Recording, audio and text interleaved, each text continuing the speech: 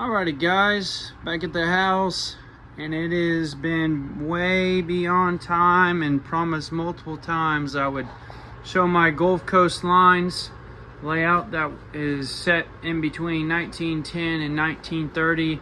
I haven't put up a single video of this layout in well over 2 years. I mean, I have had it on pause for quite a while now as the system fried shortly after really getting a lot of the work done. But I'll go ahead and show what I have and show what's still to be built, including the top deck, which will be the Oswell branch. So we'll go ahead and show off over on this side. Here is my west staging. Sorry that this is in the way underneath my TV. The western staging is on the Brownie sub. These tracks actually represent staging. I mean, I will do some scenery for this western staging, but if you were to continue in real life that direction, it would take you down the Port O'Connor and Oswell subs. This way technically takes you out of Bloomington and down to Victoria. I believe that's the UP line. So this is the western staging that comes off. There will be a drop-in deck that comes across. This is just here for now, but this is Bloomington Yard down here. It's 11 tracks in real life. I just have my modern stock sitting in there just because I needed a place to put them actually for the time being. But it is an 8-track yard on this layout. Mostly the track work is done.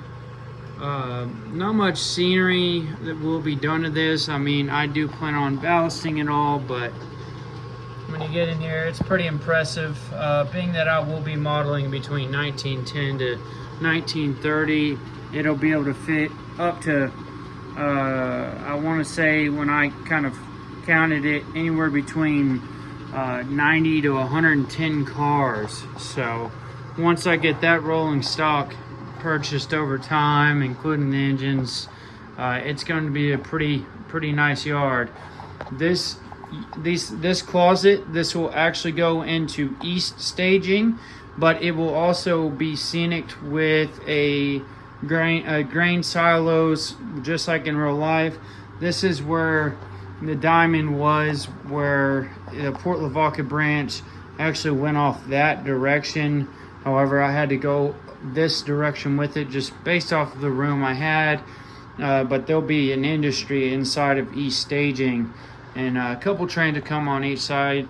I will put up a picture up here eventually, but this is actually where the first grade crossing is in Port Lavaca. Sorry, it's a bit of a mess. I mean, did basic scenery a couple years ago and knocked into it a couple times before gluing, still haven't glued down. But as you enter Port Lavaca, there'll be a road along this way back here. You'll have, this is just kind of set up for now, but there'll be another grain silo industry set up right through here. You'll have a crossbuck grade crossing in this area. You'll continue down through Port Lavaca. Now I had to do a little bit of maneuvering in this area. I added a scrap yard, which technically probably would have been at the end of the Y in real life, all the way up to, I want to say, the 40s. But instead I have the Y go down to where the track spurs off. When it spurs off that direction, in modern day, up until recently, it was still getting lightly served and like a chemical industry on its own industrial lead. But in here, it'll go along. We'll have a co-op like feed store for cattle and whatnot. I just have, again, this just set up right here. It'll go all the way here, and in this area I'm gonna have a hinged extension with a leg that pops out, because unfortunately with this, the width of this, it's not wide enough to put in the Port Lavaca depot. So there'll be a board about this size that will come up. It'll have a leg that folds out, and there will be a depot place there once I'm doing operating sessions. So you come around on this side, you'll have another crossings. I'll just use older crossbucks. This is just kind of staged up. End of the town area, and this is the industrial lead going into, in modern day, what just recently got washed out, the last remaining industry on the Port Lavaca branch. However, on this layout, although I have no sign of what industries could have been in that area, I'm going to continue researching, even though I've done a lot of research, and see if there was any type of industry along this lead. If not, I'll have an industry set up on this paved line right here, and I plan to cut off deep into here, and this will actually be like a loading like a barge loading unloading port, but the tracks are pretty much dead into it. There wasn't rail barges used out of Port Lavaca from my understanding. So that's the Port Lavaca industrial lead spur out of there. So that is the entirety of Port Lavaca. It takes up this entire room and the Port Lavaca branch. So as we go back up there where I had shown the Seadrift, I mean, this is where this is at, is in Seadrift. It will come out, all 3 levels will be using a modular helix that I'll have to put up and put down each time I run it. But this will probably get changed a lot.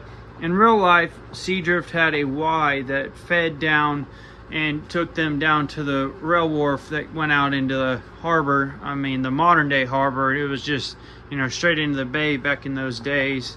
I will have the movie theater set up. Like, there will be definitely some different scenery set up through here. It wasn't double track in real life, but that's my way of making it up that I didn't have the room. It will end up having, you know, the tracks were double to kind of make up for it. There was an industry beyond that.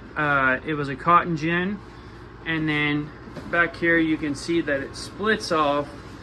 I likely will connect this little spur track right here to this back track that actually goes out onto the wharf. Here's a photo of 1919 after the storm damage pretty much took it out. It was this picture right here that made me decide that I would do that, although I found no proof ever otherwise that before you got onto this wharf that there was a turnout to the right. But I will be scratch building this wharf. It's just kind of, again, set up. I'll be using those small sticks, and it'll be one of the very first few things that I've ever scratch built in my life. Looking forward to getting back to this layout, but it's going to cost a lot to get there. So it's an exciting thing, but it's been stuck for a couple years now. It'll Y off and continue on. There'll be a curved drop-in door section or a hinged door section. It'll come down through here, which is down, going further down to Port O'Connor. It actually has a siding off. It'll go along the way, and you'll enter where back in between 1900 to 1930-ish, 1940-ish even, there was like a community named Prague. Now, all the years I've tried researching it, I've never been able to find much more than just the name on the rail maps and the timetables, but I will have it as a station stop. Then we get on to a part of the layout that I got had a little fun with. I added this industry that'll import and export sand. It will end up using what I also freelance chose to do, which was a line that went down and pretty much has overgrowth and will store the maintenance away cars, but was going to be, my backstory to it was this line was going to be used and called the Swan Point Spur this will be entirely all water along. It's along the bay line. And so it's just kind of a scene as if they started it and then it pretty much was ended rather quickly, and it was for executives of the railroad to go hunting, fishing at lodges, which are really big in modern time. As you see back here, we've got Layla pins. I wish I could have fit it closer. I will move the spur out farther. I wish I could have also made this double-sided so that way you could pretty much switch the cars in and out. I will be putting Layla pins on the layout. Very important, as it was pretty much the last industry on the Port O'Connor branch that still received cars all the way into the 50s. And lastly, you end up into Port O'Connor. I will be either scratch building the depot or kind of kit bashing. It'll come through here, and terminus will be, you have the Port O'Connor roundhouse, the engine house, and this is how it'll kind of look. You'll have the water tower right there, and there'll be oil, like a refill station for oil as well for the steam engines, as coal wasn't nearly used near as much down in coastal Texas, as oil was much more abundant and available.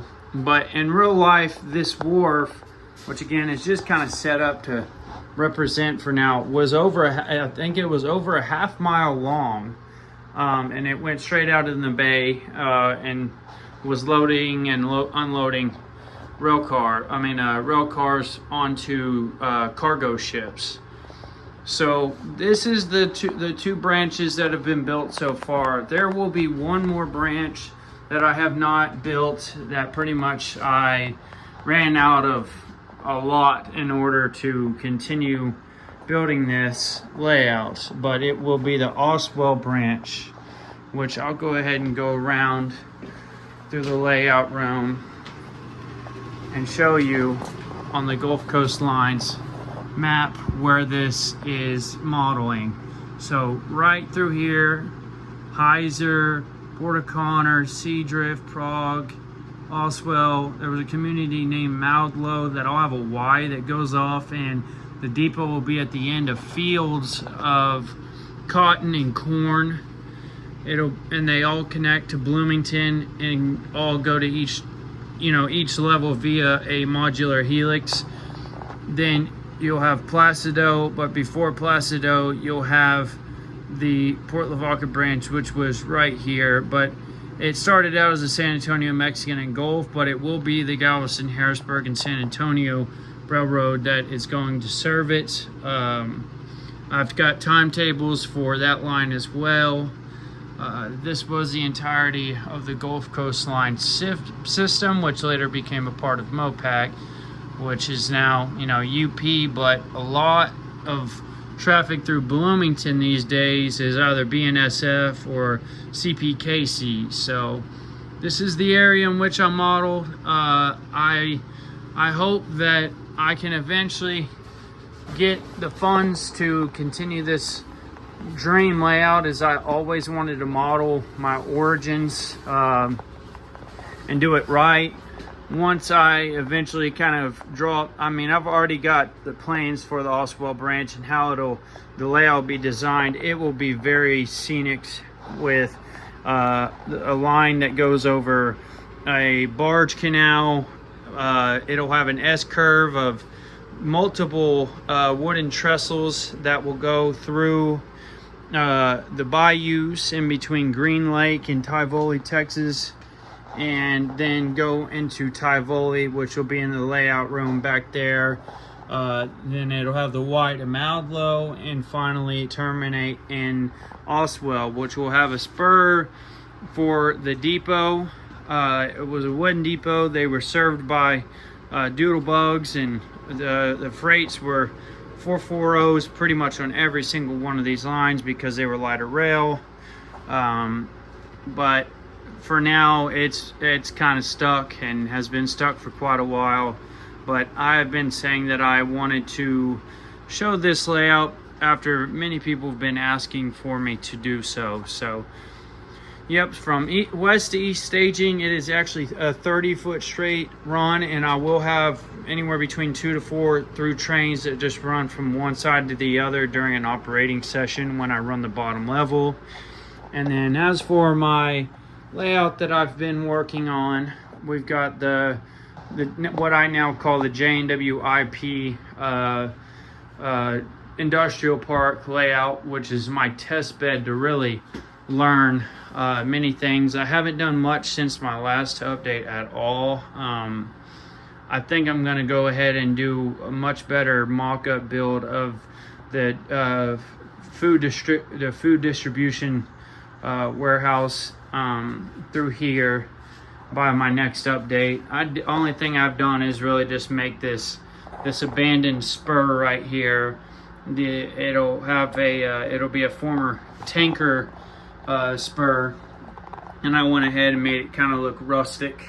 I do plan on putting in the feeder wires throughout the layout very soon. I think that'll be my next update. That way I can get these crossings, they'll be lit. I will add lighting to this building as well as weathering it. This building will get much more detail interior wise, and it will also be lit. The scrapyard, I will extend this out further, as furthest I possibly can, to try to fit in at least 3 cars on both both siding tracks for the industry. And so you'll go all the way through here. This is the industrial park's lead. This is the scene right here of the where it crosses over a bridge. There's an abandoned caboose, and lastly it enters into the scenic staging yard, where this will not be here, but I will have that GP9 dummy as well as the GP7 paired together. They're like the main line power that comes down the main line through here and continues on that way in a staged way, while all of the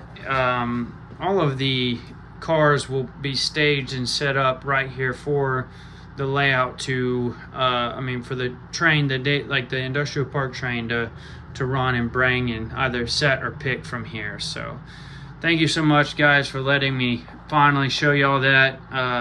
It's been beyond time, so I hope to be able to put more updates of row fanning and layout updates sooner rather than later. And thank you so much for watching. I'll catch you all next time.